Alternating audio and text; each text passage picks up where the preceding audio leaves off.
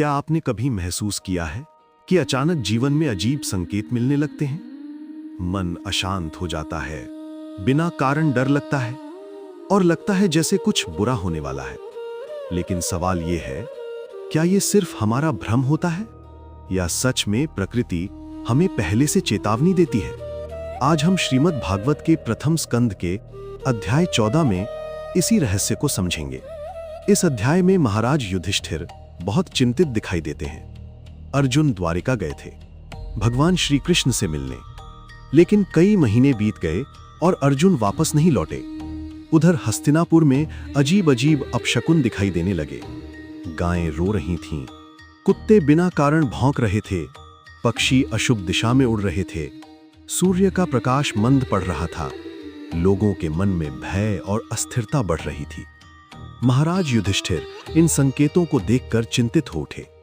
उन्होंने भीम से कहा, मुझे लगता है कि भगवान श्री कृष्ण अब इस पृथ्वी पर नहीं है और उनका प्रस्थान ही इन अशुभ संकेतों का कारण है।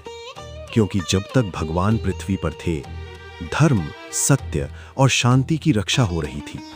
लेकिन अब कलयुग का प्रभाव धीरे धीरे बढ़ता दिखाई दे रहा था। युधिष्ठिर समझ गए थे, जब भगवान अपनी लीला समाप्त करते हैं तो संसार का संतुलन बदल जाता है।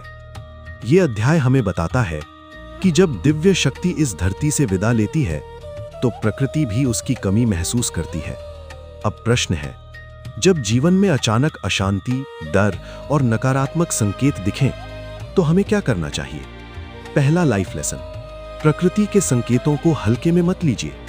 कभी कभी भगवान सीधे नहीं, परिस्थितियों के माध्यम से संकेत देते हैं। दूसरा लाइफ लेसन, जब जीवन में अस्थिरता बढ़े तो समझिए कि हमें अपने भीतर के कृष्ण तत्व को मजबूत करना है, अर्थात भक्ति, सत्य और धर्म को बढ़ाना है। तीसरा लाइफ लेसन, बाहरी दुनिया बदलती रहेगी, लेकिन अगर अंदर श्रद्धा स्थिर है तो कलयुग भी आपको हिला नहीं सकता। महाराज युधिष्ठिर की तरह हमें भी जागरूक रहना है, घबराना नहीं है, बल्कि संकेत समझकर अपने जीवन को सही दिशा देनी है।